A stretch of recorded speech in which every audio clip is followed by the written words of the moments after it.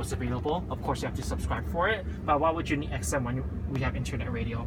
Internet radio is by TuneIn and Slacker, and that's included with the car. Of course, with cars these days, you can connect a Bluetooth device, and at the same time, there's 2 USB ports down here as well for your media. And next, we do have your navigation. Navigation is Google Maps based, so it's the exact same thing as what you see on Google Maps. So earlier, talking about the list of chargers, I'm just gonna go ahead and zoom out of this map a little bit. So the superchargers would be all the ones in red. Okay. Yeah. What about the ones that are like blanked out? So the ones in like red are the smaller ones are still a supercharger, but the ones in red is telling that you could make it to these without. I see. On the range we have it. That is correct. You're able to make it to this on this current charge. I see. Yeah. Can you move east on that map? Definitely. There you go. That's what I want to see. Yeah. Okay, so it is. And we're still expanding on this. Yeah, so this is what we got done in about 3 years. So 3 years ago, there weren't any chargers. Okay. Yeah. You wouldn't want to go through Texas. Not yet. You don't want to go through Mexico. Because you're not going to make that. As long as you get to Mexico City, but it looks like you don't want to go through Texas unless you go across the Panhandle. But you could go across through Kansas, Nebraska, Colorado.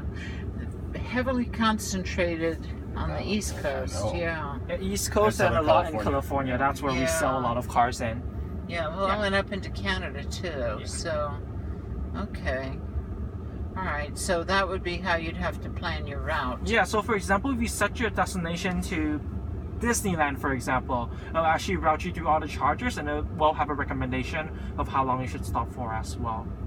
Yeah. How far away are they?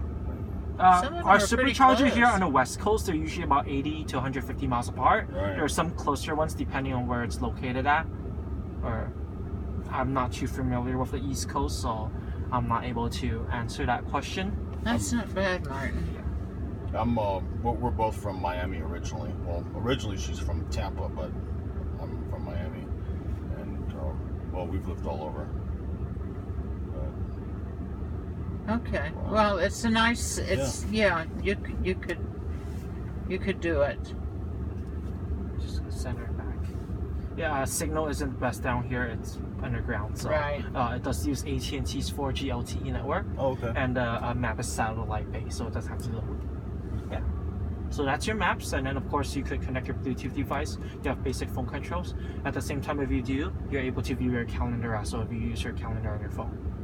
Next over here is just an energy consumption graph. It tells you how much energy you use, for example, the past 30 miles. So it's projected to go for about 287 more miles on this charge, or based on the past 30 miles. So has it gone 30 miles since the last charge? Since it was fully charged? No. Okay. Yeah, it's just based off the past 30 miles driving. So right now it does have a full charge. That is correct. Okay. Just about full. Yeah. And then we do have a web browser that it's 4G connected. You could do everything with it, but no videos. No videos? No videos. Even when you're stopped? That is correct. And then last that we have up here is just the backup camera. But what's cool about this is you can leave the screen on at any time, even when the vehicle is in motion. I love that. Yeah. So you can watch for cops pulling up on your 6. So you have your 7 apps on the top. The bottom, this is just a climate control. If you go under custom, you're able to adjust the fan speed and things like that. And then the controls is just the rest of the setting of the car. Oh, okay. Yeah. Which I'm not gonna go over. Cold weather driving displays. Yeah. So depending on what options you have. So for example, cold weather is an additional add-on. With this, you have a heated steering wheel, heated wiper blade defroster, and heated rear seats. And this car has that or no? This car does have the option. It does. Yeah. So for example, if this car doesn't have this air suspension, if it does, there will be a suspension tab, and you're able to adjust the ride height and things like that. So, but it does not have the air suspension. This doesn't have the air suspension. Yeah. So yeah. What's the MSRP of this car? It's a great question. Oh, there's a sticker in here. It should be 106. Yeah. How drastically does running the air or the heat impact battery consumption? Air conditioning, not much. Heat would use up more than air.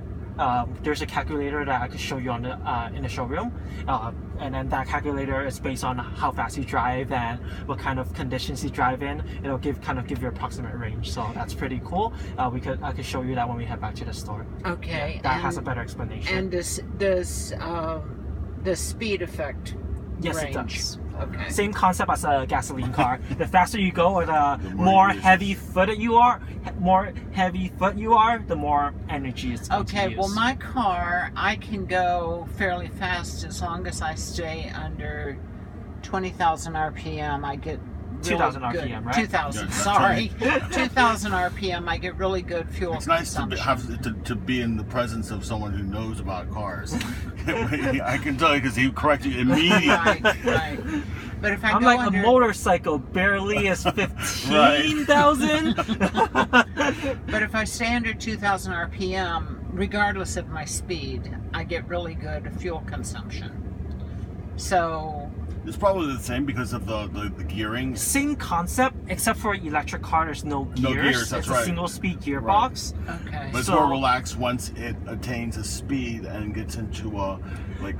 Yes and no. So, for example, if you're traveling at 70 miles an hour on a highway, it's just gonna constantly use whatever energy it needs to run at 70. For example, in a constant stop and go city driving, every time you slow down, the car is actually Regenerating. Exactly. That's right. Okay. So you can actually get better mileage in stop and go driving. Okay. All right. Then you do on the road. Okay. Yeah, so that's pretty much screen. The next I'm going to go over is the cruise control lever, because with that we're going to experience autopilot. So as I mentioned earlier, autopilot is a driver assistance feature. You're still required to have your hands on the steering wheel at all times. Yeah. Certain parts of the steering wheel are there touch areas? Or There's can I just have it here? there's no sensors in the steering wheel itself. It's just that you're still in control of the car. Right. It's not a self-driving feature. So I could have my one finger like this and it would detect that? On the, or? so there's no detection. Okay. It's just, for example, if you laid your hand on the steering wheel, there's the movement. I see. Like slight It's sensitive movement. enough to exactly. okay. So For the feedback, like exactly. Okay. I need to tell you that you need to keep your hands on the steering wheel. Of course, if you do decide to get this car, you could use it whatever way you like. You can get your hands on for 5 seconds, but for the test drive purpose, it is a driver assistance feature. So that's where I have to clarify